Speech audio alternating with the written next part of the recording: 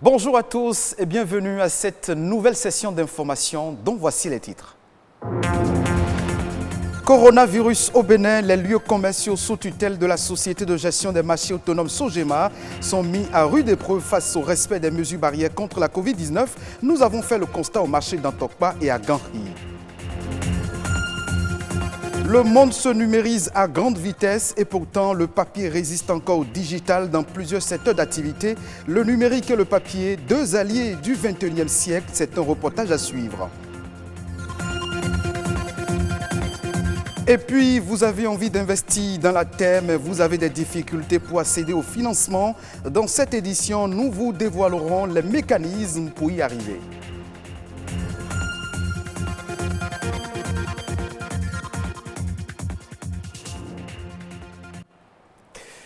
Des barrières de sécurité, des marquages au sol pour le respect des distances physiques, la prise de température, un sens de circulation unique. Aucune de ces mesures ne sont imposées aux usagers des marchés de Cotonou pour stopper la propagation de la Covid-19. Vous vous en doutez peut-être, mais vous allez voir, le constat est perceptible. Une équipe de notre rédaction a fait le constat au marché d'Antokpa et à Ganri. 31 mars 2020, la note de service que voici a pris effet. Ce document rappelle à tous les usagers des marchés sous tutelle de la Société de gestion des marchés autonomes Sogema le port obligatoire du masque de protection. 6 mois après sa mise en vigueur, la Sogema précise sa stratégie de mise en application. Nous faisons des descentes régulières dans le marché pour pouvoir contrôler, superviser le port de masque qui est obligatoire pour tous les citoyens.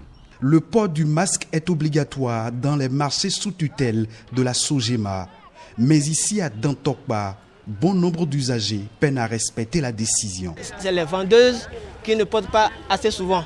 Mais les clients qui viennent payer dans le marché, vous allez constater que c'est eux qui portent souvent les masques. Du marché d'Antokpa à celui de Ganri, le constat est le même.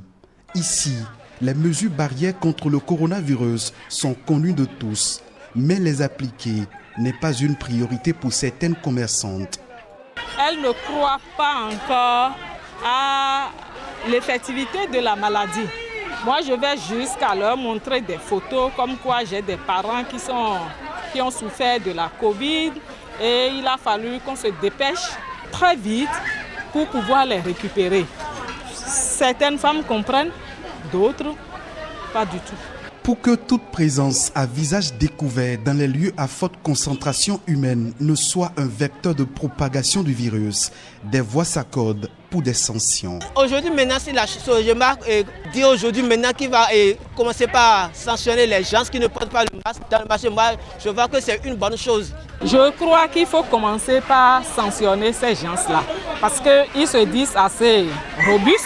Après la sensibilisation, passer à la vitesse supérieure et punir.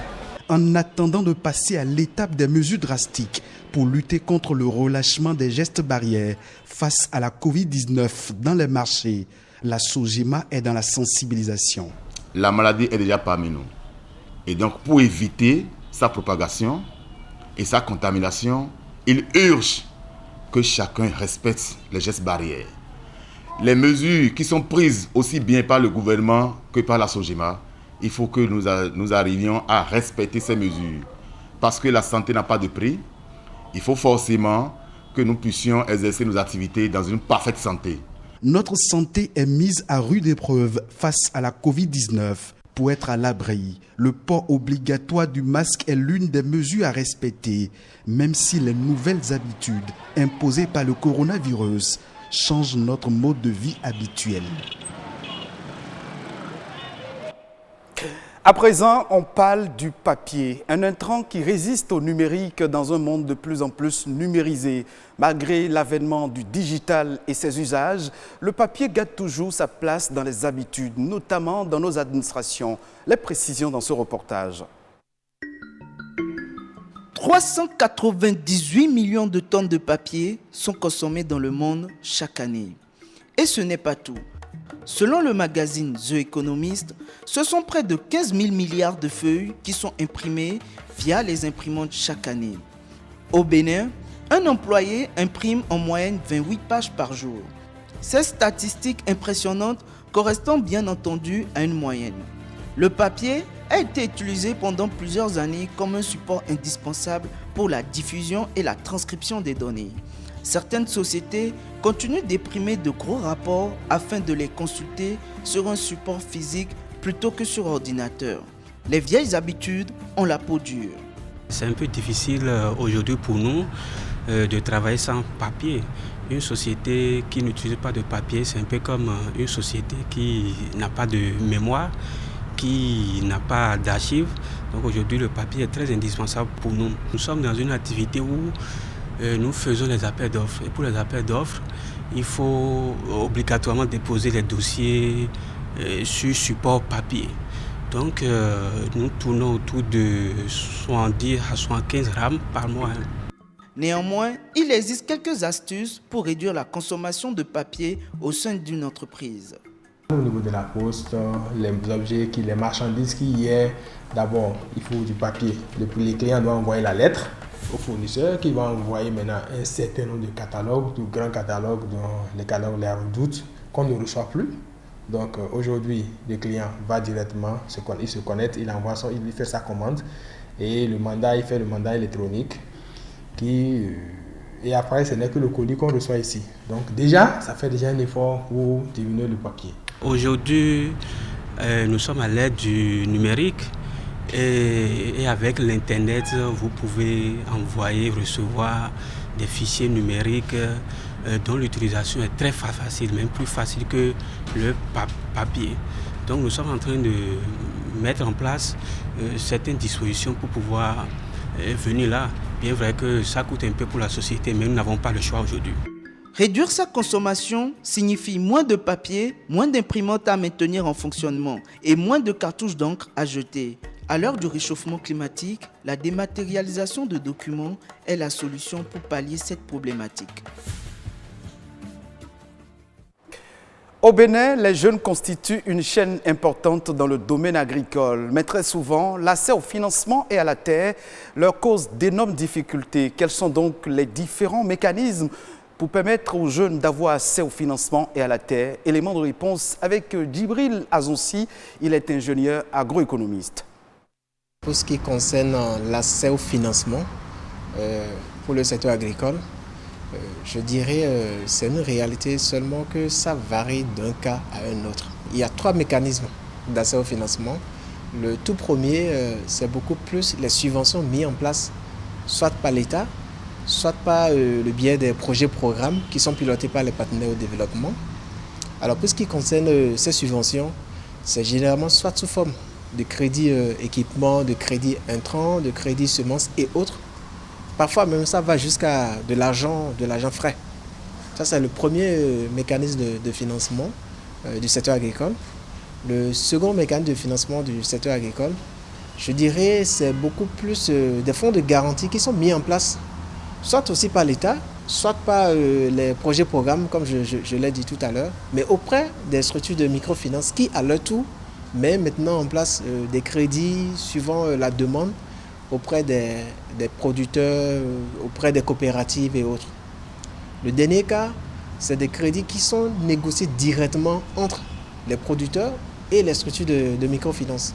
Pour ce qui est de l'accès aux terres des jeunes pour le développement de leur activité, je dirais que c'est un peu mitigé. C'est un peu mitigé, c'est souvent pas facile, en tout cas pour ce qui est de l'écho que nous avons du terrain. Les gens ont toujours eu certaine réticence à mettre la terre à la disposition des jeunes parce qu'ils se disent, bon, les jeunes n'ont pas assez de garanties, les jeunes ont ci, les jeunes ont ça. C'est vrai dans une certaine mesure, mais je crois qu'il va falloir qu'on dépasse ces préjugés, qu'on dépasse cette manière de voir les choses et qu'on fasse désormais confiance aux jeunes parce que qu'on le veuille ou non, les années à venir, c'est beaucoup plus eux qui sont les adultes de demain. Donc moi je préconise beaucoup plus qu'on puisse mettre en place un cadre, genre pour les encadrer un peu dans tout ce qui se fera puisque l'avenir doit se construire avec eux et non sans eux. Tous les acteurs qui interviennent dans le secteur agricole n'auront pas d'autre choix que de composer avec les jeunes. Donc l'accès à la terre pour ces jeunes doit être facilité pour que demain tout le monde puisse en jouir. Autre fait de l'actualité nationale dans ce journal à travers la compilation des informations récentes réalisées par Ulvaeus Balogun. C'est la nation en bref et en images.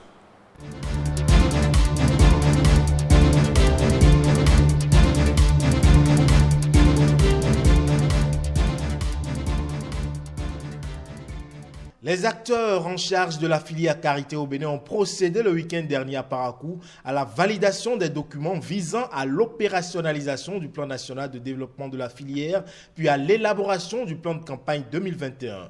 L'objectif à court terme pour les différents acteurs intervenant dans la chaîne de production, de transformation et de commercialisation est de faire passer la production nationale de Carité de 170 000 à 210 000 tonnes et de transformer 60% de la production en beurre et produits dérivés d'ici 2022.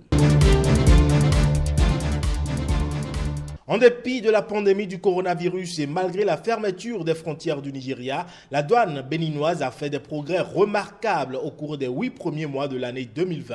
Selon le directeur général des douanes béninoises, au titre de ces 8 premiers mois, 219 170 milliards de francs CFA ont été mobilisés, soit un taux de réalisation de 75% par rapport aux prévisions initiales, alors que le Fonds monétaire international, dans sa revue, créditait le Bénin d'au moins 60%. Une performance estimée à 102% comme taux de réalisation.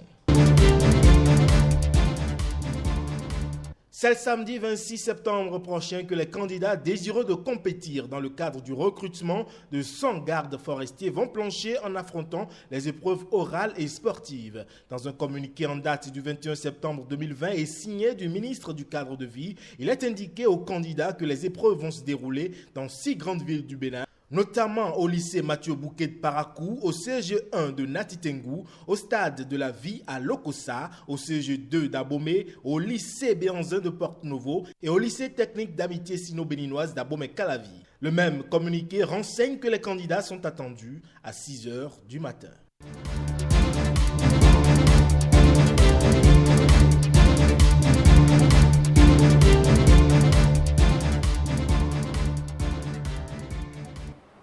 Ce sera tout pour cette édition d'information que vous pouvez retrouver sur le site de l'ORTB, www.ortb.bj.